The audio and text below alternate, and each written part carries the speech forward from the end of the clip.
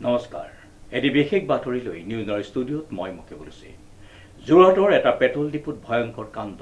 মন্ত্ৰী কেশৱ মহন্তৰ কনভয়ৰ দুখন বাহনত তেলৰ সলনি ভৰালে পানী নিউজ নাওৰ এক বিশেষ প্ৰতিবেদন যোৰহাটৰ এটা পেট্ৰল ডিপুত ভয়ংকৰ কাণ্ড মন্ত্ৰী কেশৱ মহন্তৰ কনভয়ৰ দুখন বাহনত তেলৰ সলনি ভৰালে পানী মিহলি তেল লগে লগে ষ্টাৰ্ট বন্ধ হৈ বিকল হ'ল দুখনকৈ এস্কৰ্ট বাহন পানী মানে মিষ্টেক যেটো মৰ্নিঙত আমি আপোনাৰ আমি ৱাটাৰ চেক কৰোঁ তাত নীল দেখাই আছে ৱাটাৰ ৰাতিপুৱা মৰ্নিঙত নিব ডিজেল নাই অকল শুদ্ধ পানী ওলাইছে তাকেতো কৈছোঁ এই বৰষুণ তাক দি দিলে অকস্মাত পানী সোমাই গ'ল তাত নাই এইটো সোমাই গ'ল মিষ্টেক সোমাই গ'ল কিন্তু আমি মৰ্নিং যেতিয়া আমি চেক কৰোঁ নহয় ৰাতিপুৱা ডিপুটো খোলা আগত আমি চেক কৰোঁ ৱাটাৰ ডিপ মাৰি পেলাই আমি চেক কৰোঁ তাত আমাৰ নীলে দেখাইছে এইটো টেংকিটো আমাৰ নীল দেখাইছে এইটো টেংকিটো নীল দেখাইছে তাকেতো এই বৰষুণ দিয়াৰ পিছত তেওঁলোকৰ গাড়ী দুখন আহিছিলে অহাৰ পিছত আমি ভাবিছোঁ তেলটো দি দিওঁ তেল দিওঁ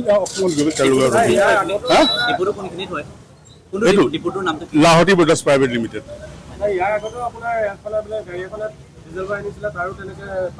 তাকেতো কৈছোঁ তেওঁ অট'খন মাতিবলৈ কৈছোঁ তেওঁ যদি উলিয়াই আমি ডিজেলটো দি দিম নাই আপুনি চেক কৰিব মোৰ ডিজেল পেট্ৰলো চেক কৰিব পাৰে আপুনি তেওঁ ডিজেলৰ গাড়ী ডিজেল আমি তেওঁলোক তাকেতো কৈছোঁ তেওঁলোক তেলটো আমি উলিয়াই দিম উলিয়াই পেলাই আমি নতুন তেল ব্যৱহাৰ দিম নাই এইটো চেক কৰিম না মই মাকালি সেইকাৰণে মাতি দিছোঁ লগালগ মই উল্লেখযোগ্য যে যোৰহাটৰ লাহতি পেট্ৰল ডিপুৰ বিৰুদ্ধে বিভিন্ন সময়ত তেল কম দিয়া ভেজাল কৰা আদি অভিযোগ দীৰ্ঘদিনীয়া বুলি অভিযোগ আনিছে স্থানীয় ৰাইজে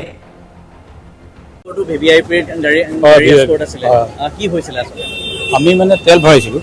35 লাখে এখন গাড়ীত তেলৰ তেতিয়া আমি তেল ভৰাই 100 মিটাৰ আহিব পৰা নাই গাড়ীখন ইচাত বন্ধ হৈ গ'ল গাড়ী ইচাত বন্ধ হোৱাৰ পিছত আমি এতিয়া চেক কৰাৰ পিছত গম পাইছোঁ যে গোটেই পানী ঘোলা পানী ওলাইছে কোন মন্ত্ৰী আছিলে আমাৰ কেশৱ মহন্ত ডাঙৰীয়া আৰু কোনটো ডিপুত ভৰাইছিলে আমাৰ এইটো কি নাম ডিপু